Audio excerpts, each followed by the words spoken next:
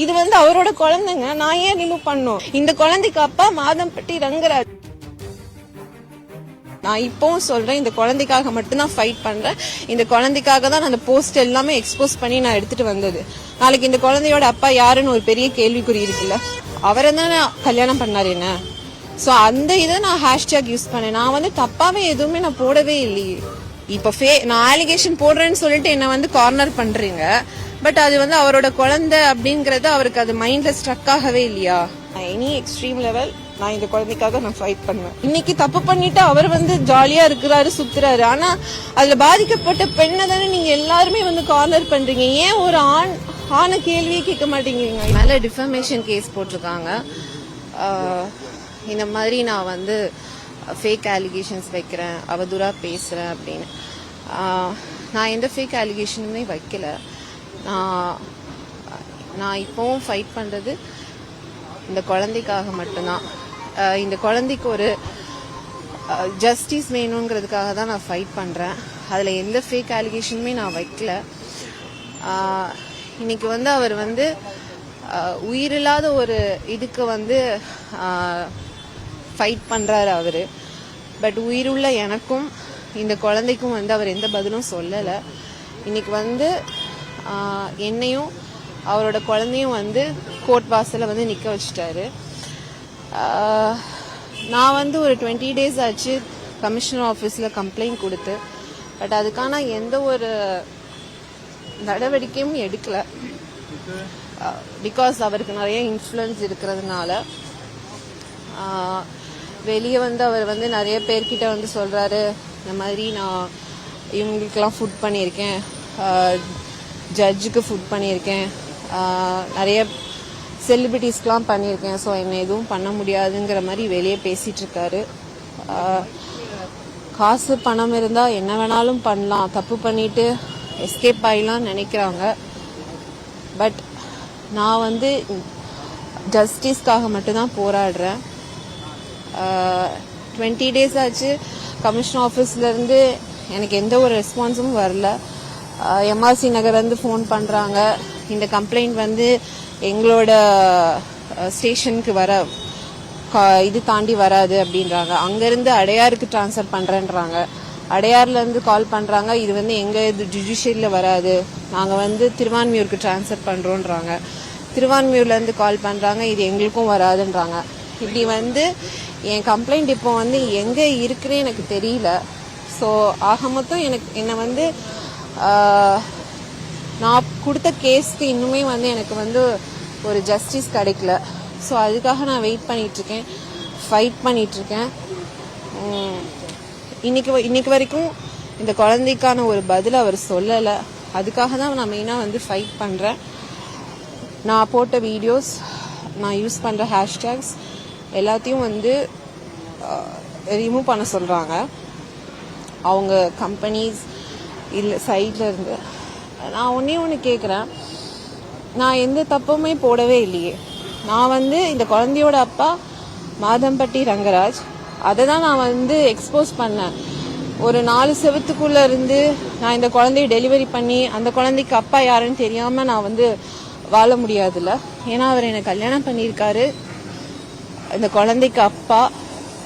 இப்ப வரைக்கும் எனக்கு ஒரு ஆன்சர் தெரியாம தான் நான் வந்து இது பண்ணிட்டு இருக்கேன். தப்பு பண்றவங்க எல்லாம் ஜாலியா சுத்துறாங்க. ஆனா வந்து ஒரு பொண்ணு அந்த தப்பை தட்டி கேட்க வெளியே வந்துட்டா நீங்க எல்லாம் வந்து தப்பா பேசிடுவீங்க. நிறைய யூடியூப்ஸ்ல என்னெல்லாமோ எழுதுறீங்க, யாரோட இன்ஃப்ளூயன்ஸ்ல நீங்கெல்லாம் எழுதுறீங்கன்னு எனக்கு தெரியும். பட் நான் ஒன்னு கேக்குறேன், நீங்கெல்லாம் எழுதுறீங்கல்ல, உங்க வீட்டுல ஒரு பெண் இல்லையா, அம்மா இல்லையா, ஒய்ஃப் இல்லையா, அக்கா தங்கச்சி இல்லையா? நாளைக்கு அவங்களுக்கு இதே மாதிரி ஒரு பிரச்சனை வந்ததுன்னா நீங்க எழுதுவீங்களா? அவங்களுக்கான இதை வந்து ஃபைட் பண்ணி வாங்கி கொடுக்க மாட்டீங்களா? ஸோ என்ன மாதிரி ஒரு பொண்ணு வந்து வெளியே வந்துருச்சுன்னா அவதூறா என்ன வேணாலும் நியூஸ் பரப்புவீங்க. ஸோ இதனாலதாங்க நிறைய பெண்கள் வந்து வெளியே வரவே மாட்டேங்கிறாங்க.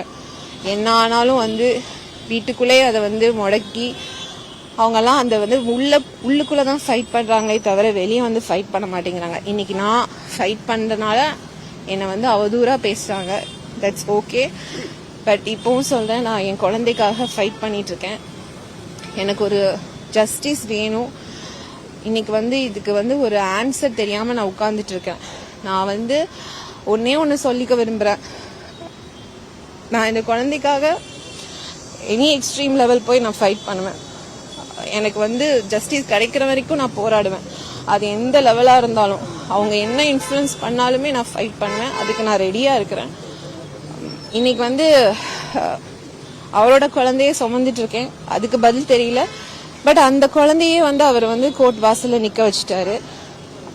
அது வந்து அவருக்கு ரொம்ப பெரிய ஈஸியான ஒரு விஷயமா இருக்கு. பட் குற்றம் இல்லாம நிறைய பேர் வந்து வெளியே வந்து ஜாலியா சுத்திட்டு இருக்காங்க. நான் வந்து ஜட்ஜ்மெண்ட் மேல நான் ரொம்ப நம்பிக்கை வச்சிருக்கேன். கண்டிப்பா எனக்கு ஃபேவரா ஜஸ்டிஸ் வரும் நான் நம்புறேன். Thanks for your support. இல்லைங்க, நான் இப்போதைக்கு எதுவுமே சொல்ல வேண்டாம். ஏன்னா எனக்கு இல்ல, நான் வந்து என்ன கேக்குறேன்னா, இந்த குழந்தைக்கு ஒரு ஜஸ்டிஸ் வேணும்னு தான் நான் கேக்குறேன். வேற நான் எதுவுமே கேட்கல.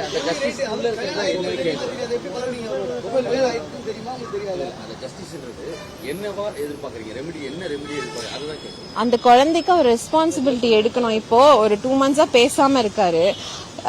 இன்னைக்கு திடீர்னு வந்து என் மேல ஒரு டிஃபமேஷன் கேஸ் போடுறாங்க. நான் ஹேஷ்டேக் யூஸ் பண்ணக்கூடாது, நான் வீடியோஸை டெலீட் பண்ணும், போஸ்டர் டெலீட் பண்ணும், கம்பெனிக்கு வந்து என்னால வந்து அவதூறு பேச்சுகள் நான் கொடுக்குறேன் அப்படின்னு. நான் எந்த ஃபேக் அலிகேஷனுமே வைக்கல. நான் இப்பவும் சொல்றேன், இந்த குழந்தைக்காக மட்டும்தான் ஃபைட் பண்றேன். இந்த குழந்தைக்காக தான் அந்த போஸ்ட் எல்லாமே எக்ஸ்போஸ் பண்ணி நான் எடுத்துட்டு வந்தது. நாளைக்கு இந்த குழந்தையோட அப்பா யாருன்னு ஒரு பெரிய கேள்விக்குறி இருக்குல்ல. அது மாதம்பட்டி ரங்கராஜ். அதை நான் வெளியே எடுத்துட்டு வந்தா என் மேல வந்து நான் ஃபேக் அலிகேஷன் போடுறேன் அப்படின்னு சொல்லிட்டு என்ன அவர் தானே எம்டி சார். நான் வந்து அவரை தானே கல்யாணம் பண்ணாரு என்ன. சோ அந்த இதை நான் ஹேஷ்டேக் யூஸ் பண்ணேன். நான் வந்து தப்பாவே எதுவுமே நான் போடவே இல்லையே. சோ இன்னைக்கு வந்து அத வந்து ஒரு பெரிய இஷ்யூ இல்ல. நான் என்ன கேக்குறேன், இல்ல இப்ப வந்து அவர் வந்து டிஃபேம் போட்டு ஒரு நோட்டீஸ் அனுப்புறாரு. ஏன் அத வந்து அவரோட இல்ல ஒரு நிமிஷம், அவரோட குழந்தைங்கிறத வந்து அவருக்கு தோணலையா? இப்ப நான் அலிகேஷன் போடுறேன்னு சொல்லிட்டு என்ன வந்து கார்னர் பண்றீங்க. பட் அது வந்து அவரோட குழந்தை அப்படிங்கறது அவருக்கு அது மைண்ட்ல ஸ்ட்ரக் ஆகவே இல்லையா?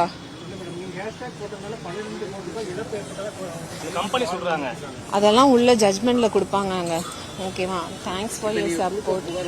நடவடிக்கை எடுக்கல, அடுத்தது வேற என்ன ஸ்டெப்? நீங்க வழக்கு தொடர்றதுக்கு ஏதாவது வாய்ப்பு இருக்கா? இல்ல டிஜிபி அலுவலகம் இறுதியா காவல்துறையோட தலைவர்கிட்ட தான் மனு கொடுப்பாங்க. நீங்க கமிஷனர்கிட்ட கொடுத்த நடவடிக்கை இல்ல, அடுத்தது எங்க போக போறீங்க? என்ன நடவடிக்கை? நான் வந்து அடுத்து அதான் சொன்னேன், நான் எனி எக்ஸ்ட்ரீம் லெவல் நான் இந்த குழந்தைக்காக நான் ஃபைட் பண்ணுவேன்.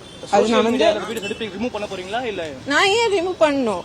இது வந்து அவரோட குழந்தைங்க. நான் ஏன் ரிமூவ் பண்ணும்? நான் அதை வந்து எக்ஸ்போஸ் பண்ணிருக்கேன். நான் பப்ளிக்கா அதை எக்ஸ்போஸ் பண்ணிருக்கேன். இந்த குழந்தைக்கு அப்பா மாதம்பட்டி ரங்கராஜ். அதை நான் ஏன் நான் டெலீட் பண்ணணும் சொல்லுங்க. சொல்றீங்க ஒவ்வொரு வரியிலையும் எனது குழந்தைக்காக போராடுறேன். பட் அந்த அதுதான் இல்ல, நீங்க அவரெல்லாம் கேள்வி கேட்கணும். இன்னைக்கு தப்பு பண்ணிட்டு அவர் வந்து ஜாலியா இருக்கிறாரு, சுத்துறாரு. ஆனா அதுல பாதிக்கப்பட்ட பெண்ணை தானே நீங்க எல்லாருமே வந்து கார்னர் பண்றீங்க. ஏன் ஒரு ஆன கேள்வியே கேட்க மாட்டேங்கிறீங்க? இப்போ சாரும் சொல்றாரு இல்ல, சாரும் சொல்றாரு இல்ல, உங்களுக்கான பெண்கள் உரிமை பேசக்கூடிய அமைப்புகளோ அல்லது மகளிர் ஆணையமோ அங்கெல்லாம் போய் நீங்க புகார் கொடுத்து எனக்காக நீங்க ஜஸ்டிஸ் கேட்கணும்னு சொல்லி நீங்க அடுத்த கட்டத்துக்கு அங்கே நகர்ந்துருக்கணும், இல்ல வழக்கு தொடர்ந்து இருக்கணும். அதெல்லாம் பண்ணணும் புகாரோட நிறுத்துறதுனால